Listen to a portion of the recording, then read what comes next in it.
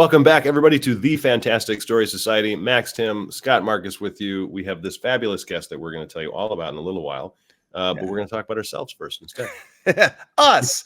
It's been busy. We've been up to a lot lately. Scott and I were running all over Madison this weekend. It was fun. It was really great fun. But and lots of great people too.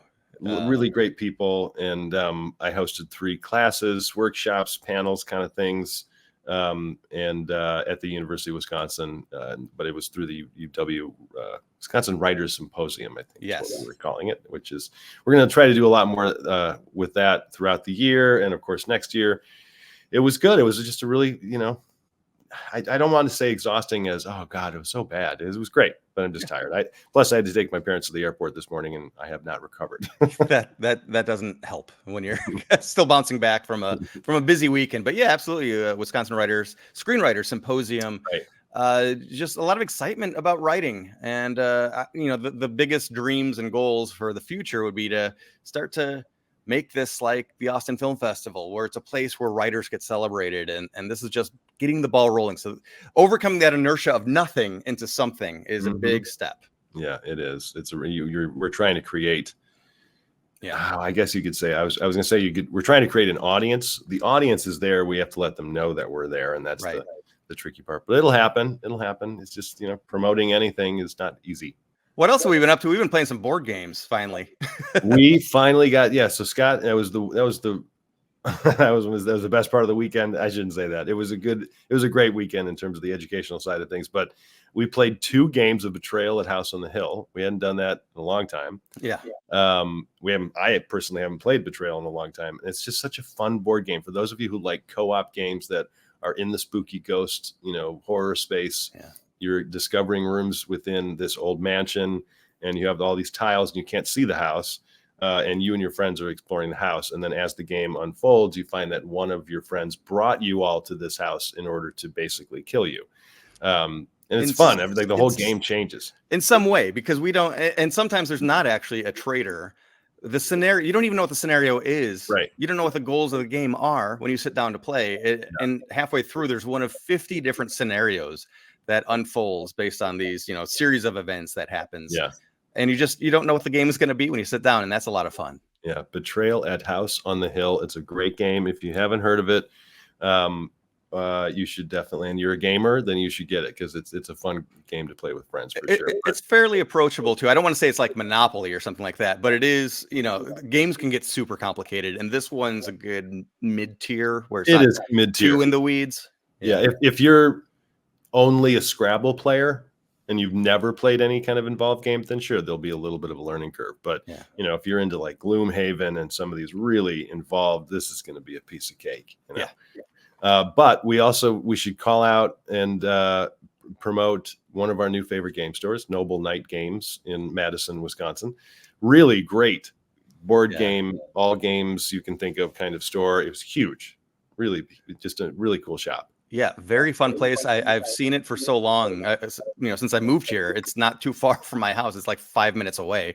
And this is the first time ever finally getting around to visiting it. And it's one of those places that I hope, I always want to do more of these Fantastic Story Society episodes live in person.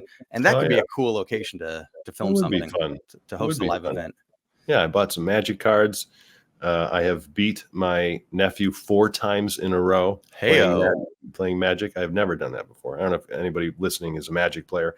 Pretty geeky, epic nerd game, but boy, is it fun. And I have completely sunk myself into it as a hobby, and it's good. But we are not here to talk about games. We're here to talk about true crime and the people who create these fabulous documentaries that you all tend to watch on however many different streaming networks that we currently have.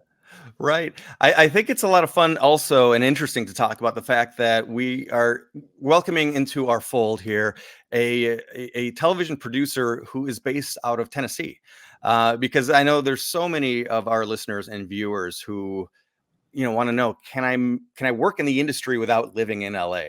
And as much as I love LA, it's not as mandatory anymore. And actually, one of our friends is repped by a huge agency and their manager or agent, I should say, is also in Nashville. Yeah, and so she lives in Madison. Right, Yeah. exactly. So there is more of the industry happening outside of Los Angeles, which I think is good to know. If you feel that's one less hurdle or one less mental obstacle you can put in your own way to say, well, I don't live in LA, so I can't do it. No, you still pursue what you want to do. Yeah. Yeah. So tell us about this guest. I was sadly not able to join Scott in the interview. So it was one-on-one. It's a really cool, fun interview. Some very interesting facts and pieces of info, and she's got a really neat background. Yeah, I think that's where it really starts. Faun Mann is our newest inductee into the Fantastic Story Society. She was a broadcast journalist for the Army, and as she says, think Good Morning Vietnam. So she was stationed in South Korea for 2 years, and she had different jobs before that, so 9 years total in the military. After she got out, she went, well, where else do you go? Straight from the military to reality TV. I mean, what else? What better conditioning could there possibly be? But since reality TV, she lived in Los Angeles for a little bit, but now she's back east. Raising her kids, raising her family, working mostly in the world of documentary and true crime. And in case anything is a little bit confusing from a business standpoint, because she's not an independent producer, she actually works for a production company. And that company produces a lot of material for Tubi, the streamer. So I'm not exactly sure the ins and outs of their deal, but they seem to be almost exclusively working with Tubi as a built-in distributor, almost as a branch of that company, but not officially a branch of that company. Maybe I made things more confusing. Yeah, right. Yeah, whatever. Just get on to the interview. I'm hearing the audience. Speaking of Tubi and documentaries, and I don't think we've talked about this on here, but there's a series called Famously Haunted that I think there's only one installment out now. And I asked Faun after the fact. I haven't heard back from her yet, so I don't know if she worked on this one or not. But Famously Haunted Amityville is an episode or an installment of this series that's out now that is so well done. So I would just strongly recommend people check that out. Okay. And you can only find it on Tubi. Correct. Yeah. Somehow I got myself off topic in the middle of talking about this with Max during the intro, but the next installment of Famously Haunted is Famously Haunted Hollywood, where they talk about Los Angeles and Hollywood, just famous stories, true crime stories, famously haunted locations, all that kind of stuff. And I'm very lucky and I feel so privileged to be part of it, but they invited me to be one of the interviewees and one of the interview subjects. So that, when you're watching this, it's probably out now. It's coming out in just a couple of days from when I'm recording this right now on October 9th, 2024. And that's on Tubi. Again, this is a free streaming app, so you can download it to your smart TV, you can watch it on your phone. But yeah, definitely check that out. And that is why this interview came to be. I was able to turn the tables on the one of the producers that worked on this film, this documentary that I worked on. Back to talking with Max. So let's get on with our interview with Faun and Scott, and let's enjoy the rest of this Fantastic Story Society new inductee, Faun Mann. Let's just diving straight into it. How would you self-identify your place in the world of storytelling or of filmmaking? I think I enjoy the kind of research, the gathering, the details, the smaller things, and I build it most of my experience is in interviewing. Okay. Interviewing people for true crime. And that has been the bulk of my experience. And so when I'm sitting there and I'm interviewing someone, as I'm asking them their questions, I'm trying to get all of the details. So paying attention to little things about, for example, the night that such and such a thing happened, what did you have for dinner, and where did you go from there?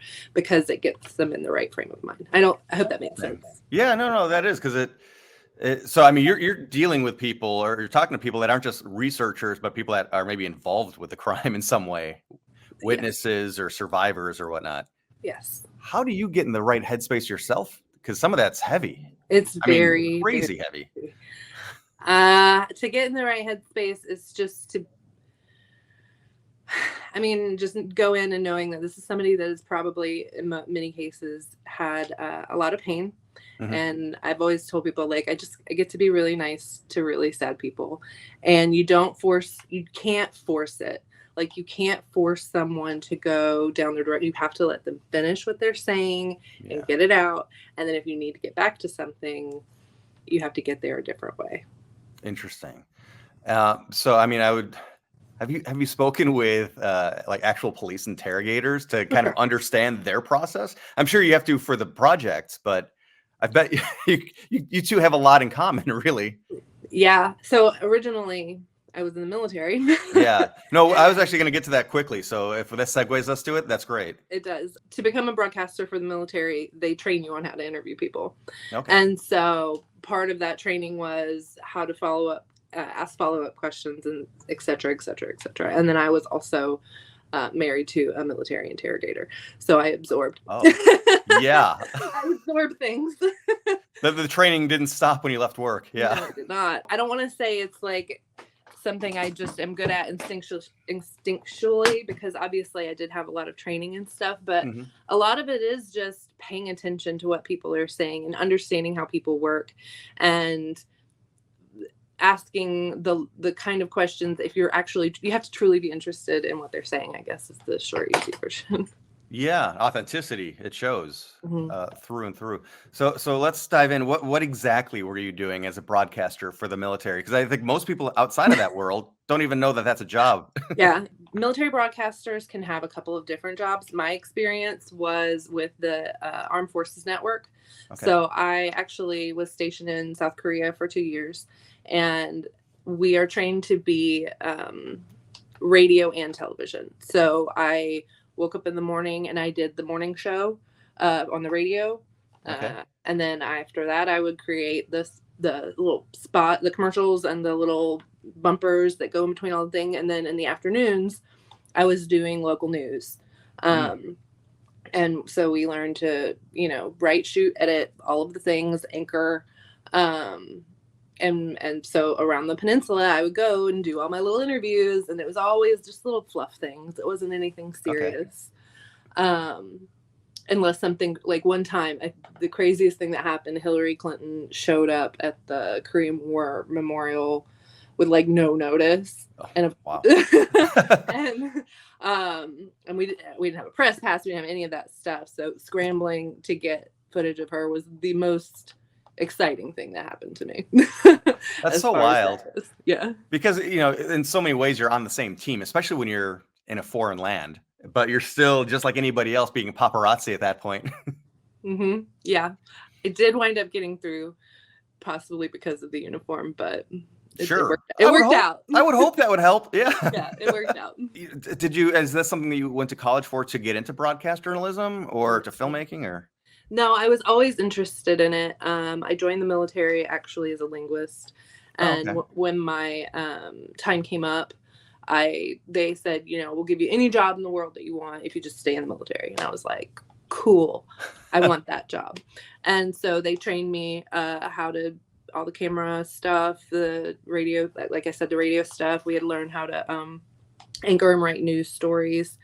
And then some of the people in my class went on to be what we call combat camera. And they are more the embedded, like they go to war, they have scary stuff. Yeah. Super lucky I didn't have to do that. But then for people like me, will go to the Armed Forces Network, and there's in Germany, Italy, Korea, and it's basically entertainment for soldiers or any military members stationed overseas, because you got to think they don't have American music, they don't have American television, and it helps provide that feeling of normalcy. So, did you ever get feedback from the soldiers that were watching or listening? Oh, yes, most definitely. Everybody hates AFN commercials. They're so cheesy because they're not commercials. They are infomercials. Okay. Like be sure to wear your seatbelt, things, whatever pertinent thing that the base command needs to get out to troops. They're not real commercials, but they're always very cheesy, low budget. And just living in that part of the world, I mean, there's been such hostility North and South Korea for so long. was that tension palpable, or was it more just that's how life is, so we move on? Depends on where you are. Sure, sure. So in Seoul, up closer towards North Korea, it's a little more. There are more people, and so when I first got there, I was very, very aware of it was more tension, like you said. But then there are people that are stationed up closer to the DMZ, and they have to sleep with their weapons. I didn't have to do that. Then when I finally got moved down, I was in Daegu, which is at the very, very, very, very, very bottom, and it's not like a major scary feeling at all down there. Okay. Just like if I'm getting too close to the Canadian border, I get freaked out by all those hockey players up there. So then what was the transition leaving? Did you know you wanted to try to get into stay in the video filmmaking world? I had wanted to work in television since I was a small child. My dad gave me a video camera when I was 12 years old, and I chased my sisters around with it. It's always been my thing. I never really thought of it as something realistic that I would be able to do. And so I got out of the military, and I was looking for any kind of job. I had no idea what I wanted to do as a person.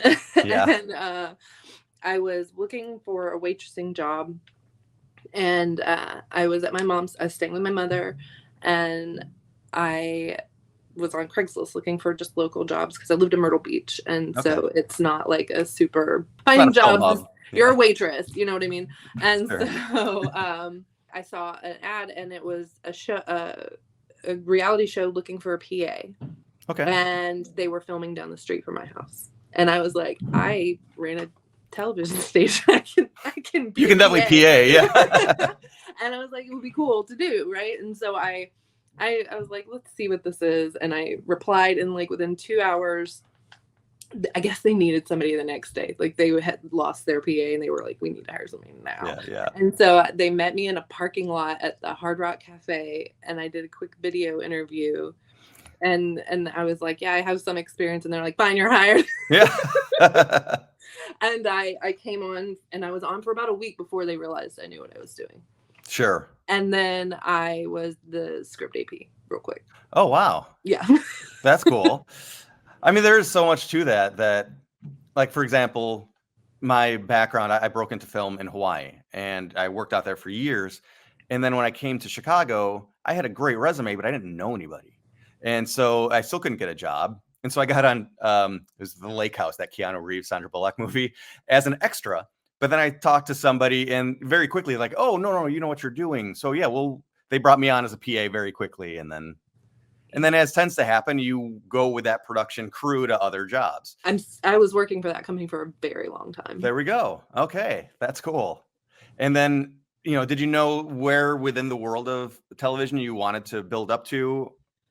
Or did your path kind of unfold as things went on? I just kind of like to see where things go. Obviously, in a perfect world, I have things that I would love to create on my own, but that has evolved as well with my experience, right. So yeah, no, I didn't have a plan. I just kind of followed to see what I would do. I think scripted. Arrested Development is my favorite television show of all time. It's way up there for me too. When I found out season 5, I was like, I will quit my job. I will do anything. I will do it. Just get me a job on that show. Yeah. That's about as ambitious as I've been. Nothing happened. I didn't get one. Oh, okay. Where's the payoff? All right. Oh my God. No, it bothers me that I didn't work on that either, because I love that show so much. And the fact that it did come back, and then I found out it was coming back after they had wrapped shooting for the year. And I was even living up the street from where they were shooting. So close. Oh, because that Arrested Development is really one of the best examples of what you could do with television. Storytelling, characters, and the details. Oh my gosh, that keep coming back somehow. The details, and they work. I think of that show the way I think of 30 Rock a lot, which is how absurd can we be while it's still grounded in the world that we've created. It's completely, yeah. Mm-hmm. I mean, just the Will Arnett's character alone shouldn't work, but he does. He totally does. Yeah. So if I were to project ahead 10 years and I'm interviewing you again, except this time you're on the red carpet, would it be because you are running a sitcom, or what would that be? Oh, are we in my perfect world or are we in Yeah. the real world? Okay, yes. In my perfect Dream world. big, baby. In my perfect world, I am producing or directing a movie. Okay. Yeah, not a sitcom. I want time. Sure. Okay. I want time to tell the story. And do you know what genre you'd be playing in? Always comedy. Always comedy, but yet Oh. I'm looking at what you're working on currently. And we have Scariest Monsters in America, Sins of the Father, the Green River Killer. I love that you're doing or have done Mystery Unsolved, the Adnan Syed story. That was a big one. Well, bet. And of course, the Golden State Killer. I mean, there's so many in NXIVM. Holy hell. We actually had on our show Rick Allen Ross, who was one of the big. Oh, yeah. Yeah. Did you talk to him as well? I spoke with him a little bit. I spoke with him. Mm-hmm. He's a sweet guy and so knowledgeable. Yeah. So that's quite the juxtaposition. It is. I've always been an always comedy girl, which is entertaining since this is what I do, but I think I will double down on it now. I don't watch anything that's not lighthearted for the most part. Now, I don't consume things that aren't making me like up in some way. Sure. I can't because I'm surrounded by it, right? Sure, yeah. I want to see the first cuts of some of these because I imagine you're putting like Looney Tunes sound effects in inappropriate places. No, serious, man. No, I am above all things empathetic, and so I feel strongly about telling these stories well. Of course, yeah. And that can be very frustrating since we're dealing with television, and there are things like notes, and you have other people's opinions on the story that you think you want to tell, and that gets hard. You're an independent producer? I am not. So you you are a full-time employee. I am. For a production company currently. Okay. So where do the inspiration for these individual projects come from? Is it a pitch session, like a writer's room, or is it assigned to you? They're assigned to me. I am not involved in that process. I get told, this is what we have coming, and here's what you have. And there have been instances where I've said, I already know this story. I can help here, if you want. And sometimes they'll take me up on it, and sometimes they don't. Of the things that you're doing, because we also have one, aliens, abductions, and UFOs. So we have a big range too. What are the stories that you've worked on so far within this genre that really you attach to, that you like to cover? I am the most proud of NXIVM than I am of anything else that I've done with this company. Maybe because it wasn't involving someone dying. That necessarily helps. Yeah. In this version of that story. I know that is a part of some other parts of that story, but we didn't cover that. Titanic, we did a Titanic documentary. I really enjoyed. I learned things on that. I thought I knew all the things about the Titanic, but I didn't, and so I enjoyed that. So I think anything where I don't have to look at crime scene photos. That would be a disqualifier pretty quickly. I could see that. Yeah. The cult stuff I'm very fascinated with because it just kind of shows the vulnerability that we all have, when you really dig into it. It really, and it's bizarre because when you're looking at it from this scale, of course, it's obvious. It's blaringly obvious, but when it's happening so slowly to an individual and like they're just whittling it away at their percent, it's crazy. But what do you think it is about, just the genre of true crime, the dateline of it all is so hot, and it's been so hot for years now. What is I think it's like commenting on the human condition. Why do we watch that stuff? I don't know. Because like I said, I don't consume it, but I can say that if I mention to anyone that I worked on Snapped, immediately, oh my God, you worked on Snapped. I guess it depends on the demographic. I have heard that women are generally exposed to more violence, generally speaking, to their person. They're more scared frequently throughout their lives. And so this isn't as scary to them. It's like kind of informational. You know what I mean? Does that make sense? Sure. Okay. Like, if I live my life and I carry my keys in between my knuckles to walk to my car.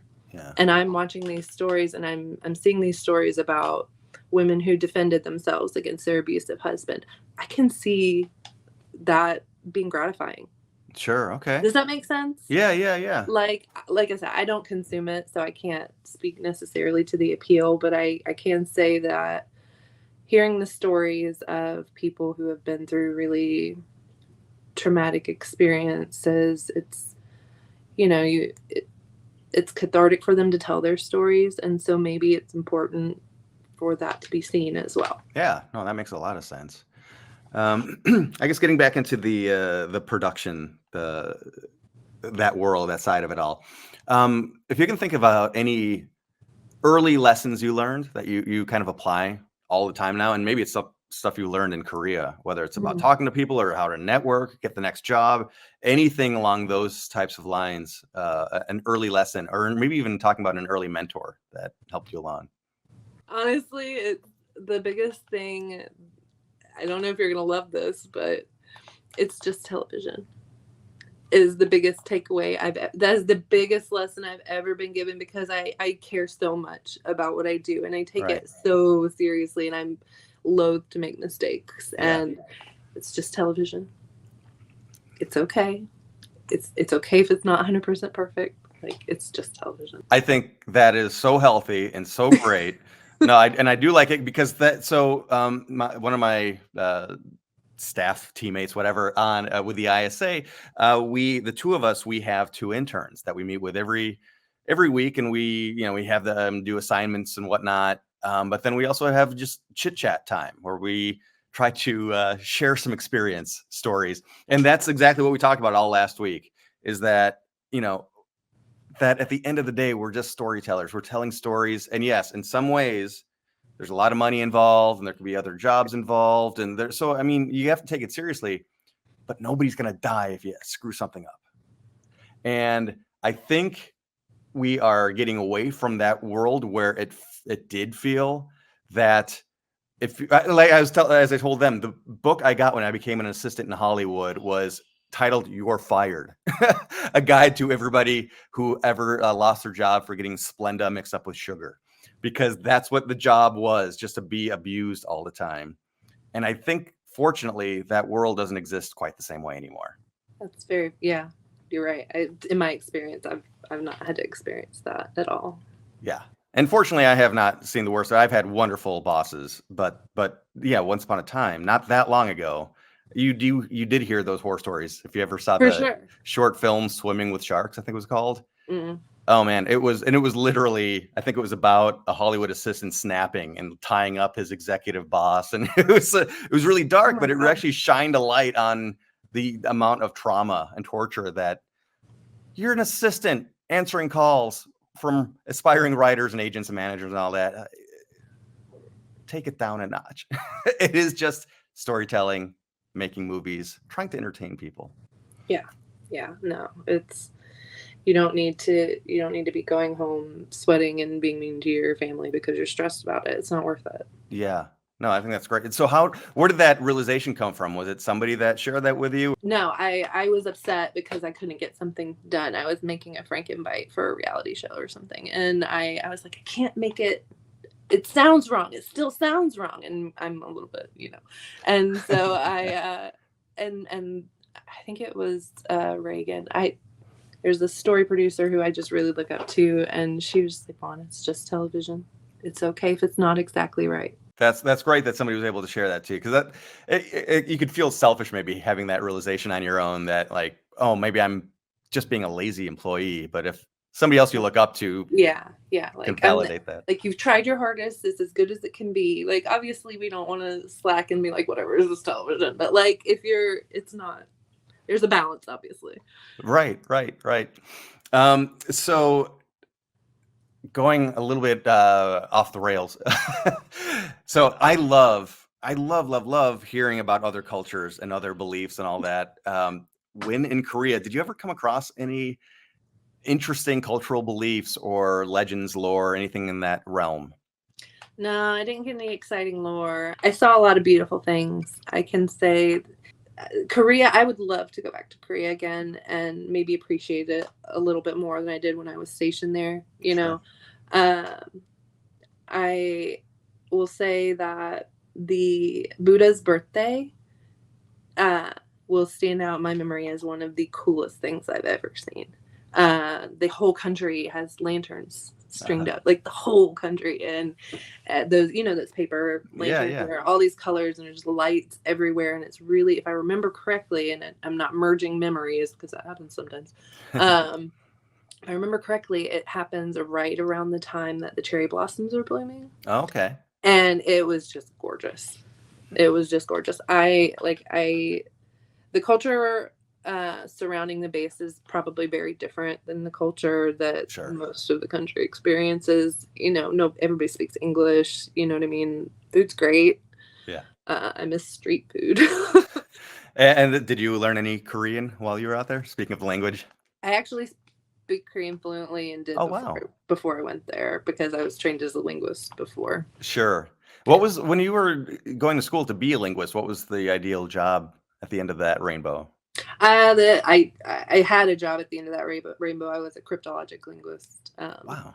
Yeah, I listen and translate. Yeah, allegedly that was the goal, but that never happened. I don't know. That's just such a fascinating thing. And so outside of my world experience, I don't even know how to ask more about that, because it is just a very interesting thing. I feel like you should be able to work on some other productions that only you would be able to work on, then, that have Korean characters, if you will. Interesting. Maybe a long time ago. I've been out of that world since I got out of the military in 2010. So it's been a hot minute since I really...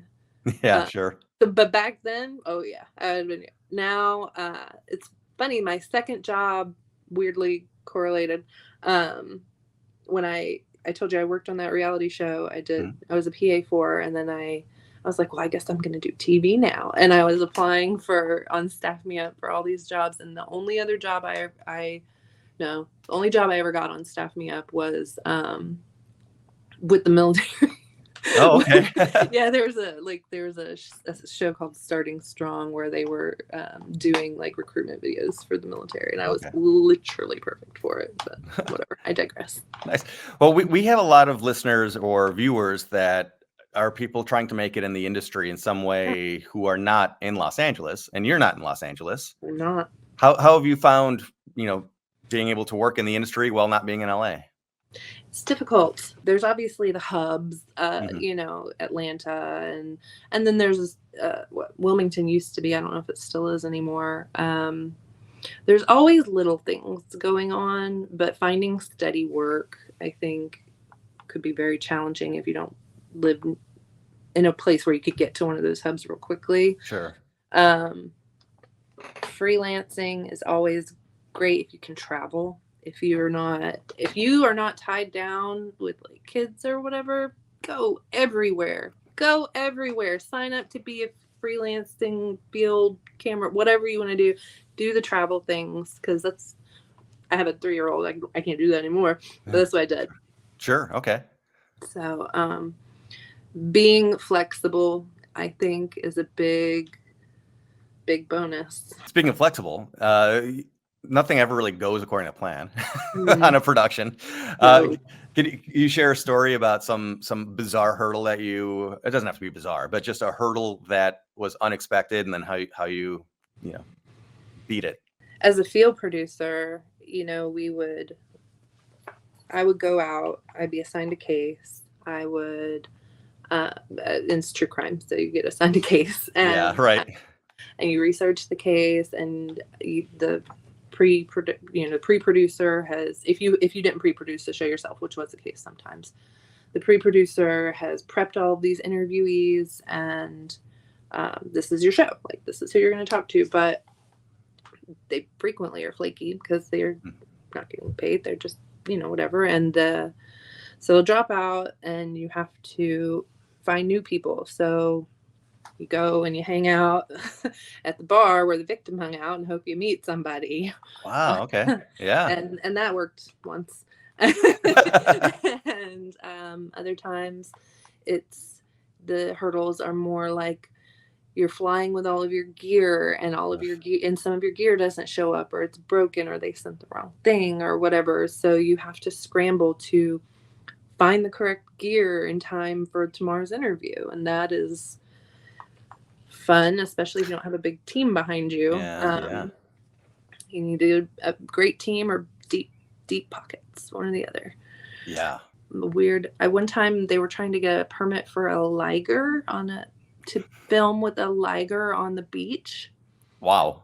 That was a thing I had to call and ask about something. So I don't know if that answers your question. I don't know if that's a specific hurdle. Well, no, yeah. You said bizarre, and that was the first thing that popped into that. I mean, it's certainly bizarre. I don't like what would you even call that kind of a permit? It didn't wind up working out. So we still don't know. Yeah. Yeah.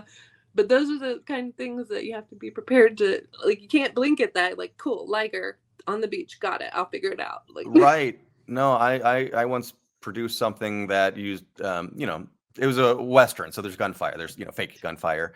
And you still have to like have the fire department on hand to say that this is okay because it's a wildfire prone area, stuff like that. But I've never done anything with exotic animals. So yeah, I don't know how that would go.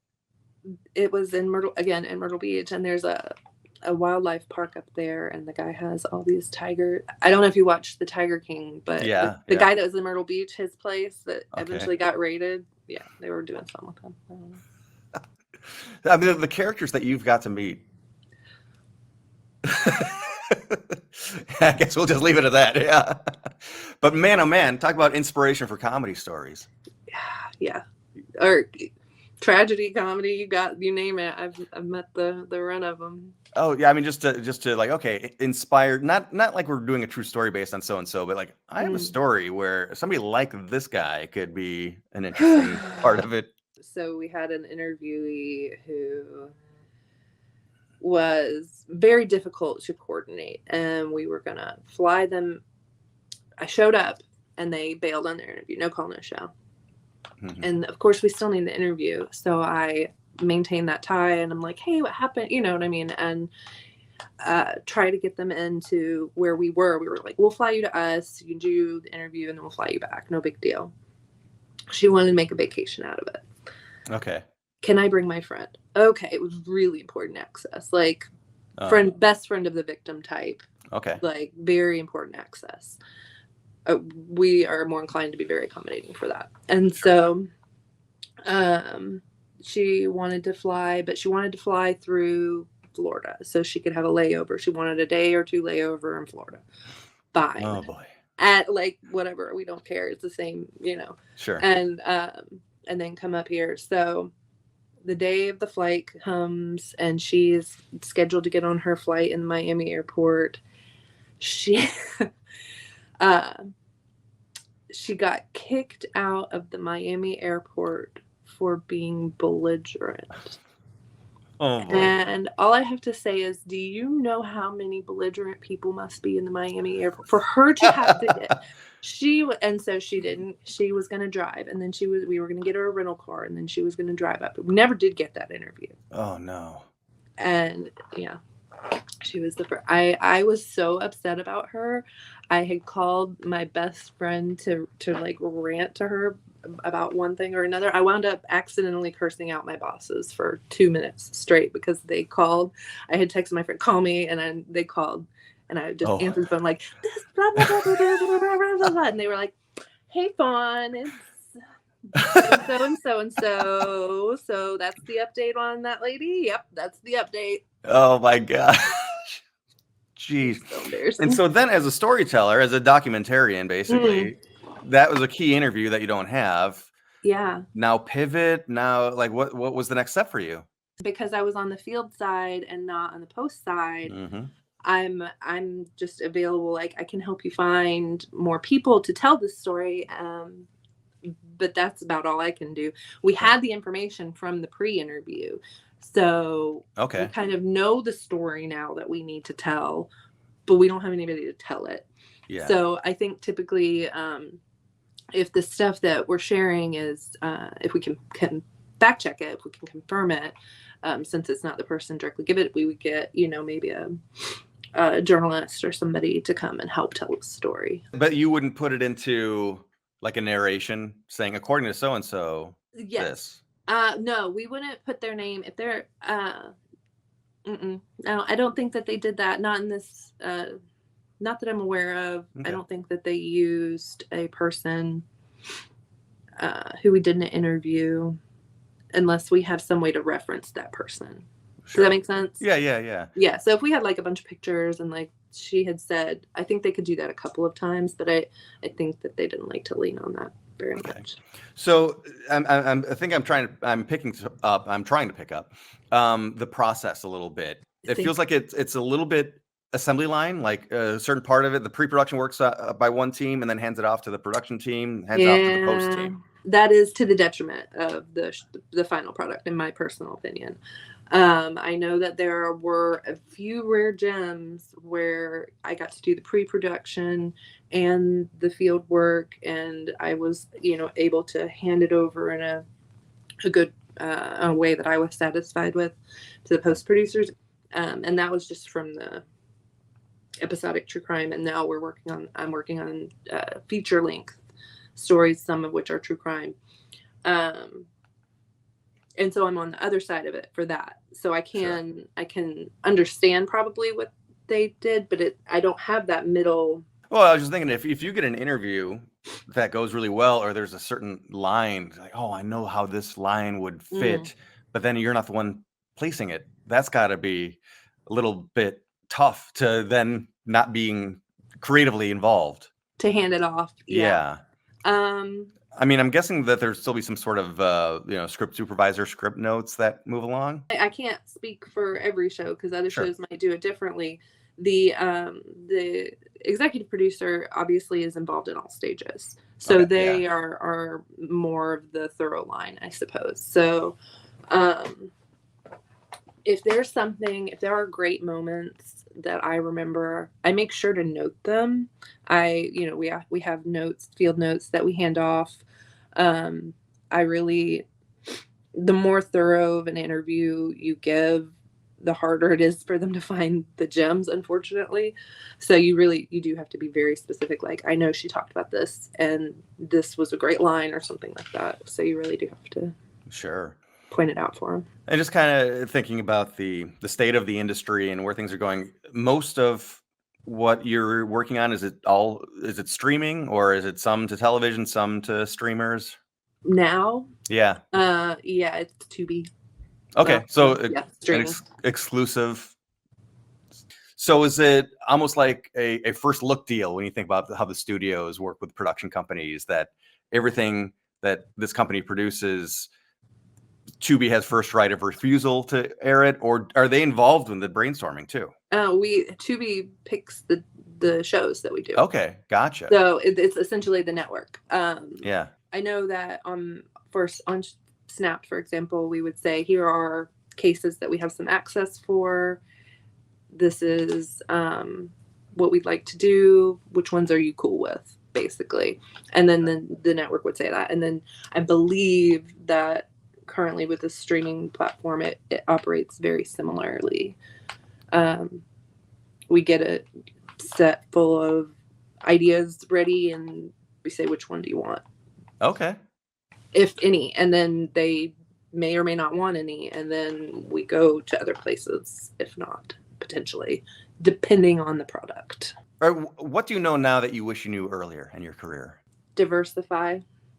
Oh. If you have 2 job opportunities and one of them you are less experienced in, and the other one you know what you're doing, take the one you don't know. Take the one, and that goes with all aspects of it. Like, we're talking about true crime. If I have been, I hate to say this, and I don't mean this necessarily. No, I do. I've been sort of pigeonholed into true crime. So, like, if I were to want to go into scripted or something, I have no experience to back that up. You know what I'm saying? I did reality, and then I went over to true crime. I have no experience. I'm going to have to start way down in scripted were I to go that way. I think my understanding of things. If I had, when I was doing reality, diversified a little bit and done a food show and I don't know, a competition show, or if I had one opportunity to go and work on a show in Hawaii that I didn't take, and I took it in lieu of, or to take a safer job that I knew I would be able to do. I always wonder where my career would have gone had I taken the not so safe job with less job security. That's a great point. So I think this was something else that we talked about during the Wisconsin Film Festival just the other day. Just, again, talking to people coming out of college and whatnot that get the job, then figure out how to do it. That was something that when I was an intern, an executive told me, and I've kept that in my back pocket a lot.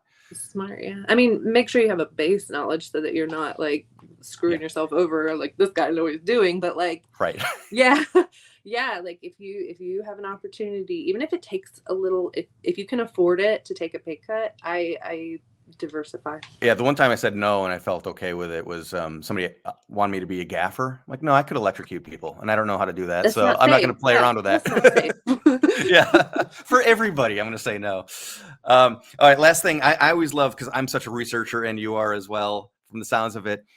Is there a story you've come across or a unique fact that you learned? It could be from the Titanic story. Just something that when you found it, you thought, this is amazing. How come this isn't more popular or well known? Because this is such a unique, exciting fact. There was only like one Black family on the Titanic. Oh, wow.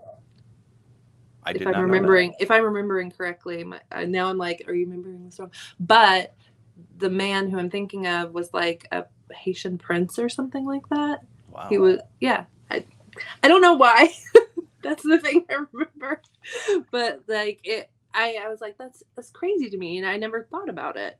That's the thing. It's blowing my mind too that I've never considered that the ethnic makeup. Well, we covered his story because the family story, because the wife has a very harrowing account. She survived and her child was thrown overboard, but somehow she got her child. But it's amazing story, just amazing story. And side fact of that was that she was part of the only. I feel like I have to Google that now. That can't be right, but like. That's the mark of one of those exactly kind of those types of facts. They're like, whoa, yeah. We'll make sure that we got this straight before anything gets published. Like, I think that's right. Do you have anything from your growing up? Like, was there a creepy house around the corner that so and so said this, or a famous haunted location near you? Anything like that from your upbringing? Oh yeah, and or have you ever seen a ghost? Whatever you want to talk about, or talk about all of it.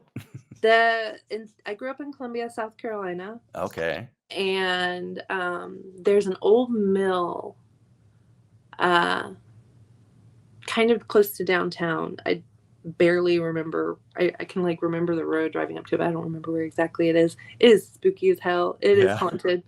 It is haunted. I saw a giant like gargoyle turn into a bat and fly away. What? Crazy. Like I was 18 and I swear to God it was, I don't know what it was, but yeah. Well, that's a winner. I have no idea what it was. And I only can see in flashes, like just little clips of the memory, but yeah, it was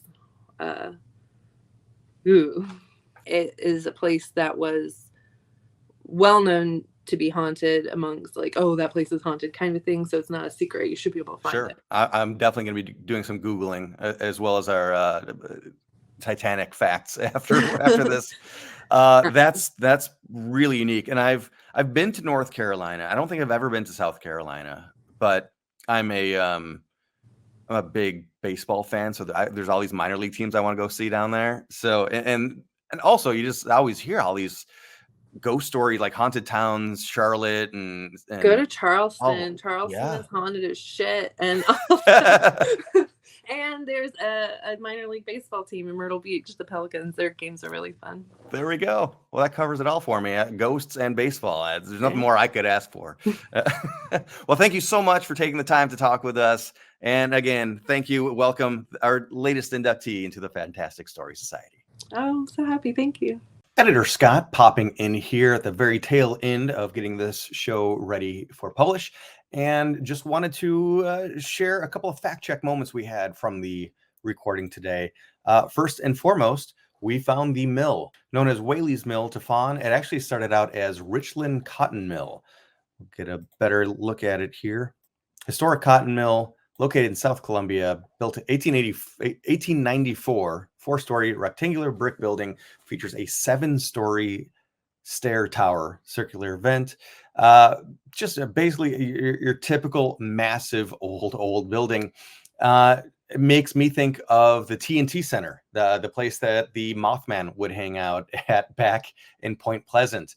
One of these huge buildings. And looking around Columbia, South Carolina for this location, there are tons of old mills, and most of them have ghost stories associated with it. Sadly, many of them involve children laborers who are still on hand. A quick look at some of these vintage photos. So that's how it looked based on the cars, maybe in the 80s or 70s. At that point, just a big vacant building, and in some ways falling apart the way old vacant buildings tend to. But you can definitely, again, get that feel, get that vibe, see why the place would have a reputation for being haunted just because it is this big old creepy spooky building. And then of course, you always think about, and as you look into one of the mill rooms now, what might that building look like today? Oh, it's luxury housing, as it tends to go.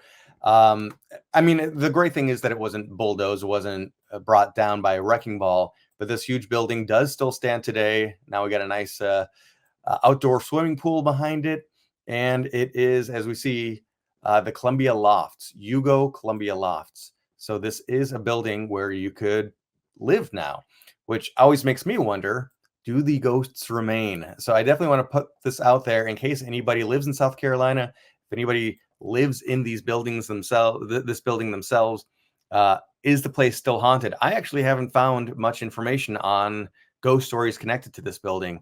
Doesn't mean it's not true. I come across ghost stories all the time that connect to places that haven't been written about yet, which is always exciting. And one last fact, two more facts before we go. Again, this link will be on whatsyourghoststory.com and on the YouTube page, but the story of Joseph LaRoche, the only black man on the Titanic, the story that Faun was getting at right here. He was actually the nephew to the King of Haiti. Very interesting story as I started to look into it myself. And the last fact check is on myself. I put the wrong name of the book out there, which I was close. Instead of it being called "You Are Fired," it's All Your Fault: How to Make It as a Hollywood Assistant. I always remembered it as a subtitle, but it's actually a pull quote. Hysterical and frighteningly true, not just for the aspiring Hollywood player, but for anyone who's ever confused sweet and low with equal and gotten fired for it. That quote stuck in my head so strong. And that quote is from Kevin Williamson, who is the screenwriter of Scream. Funny, it pulls out that he also wrote Dawson's Creek. Of course, you think of both of those in the same breath. That script for Scream, I've done a breakdown for it online. If you go over to the ISA's YouTube page, you can find me doing an analysis of the opening scenes from that movie. Incredibly well written. So finally, and I'll take it out for Max, because as he always says, if you have a fantastic story, and maybe it's a fantastic story of survival because you were once a Hollywood assistant that lived to tell the tale, let us know, because you just might be the next inductee into the Fantastic Story Society.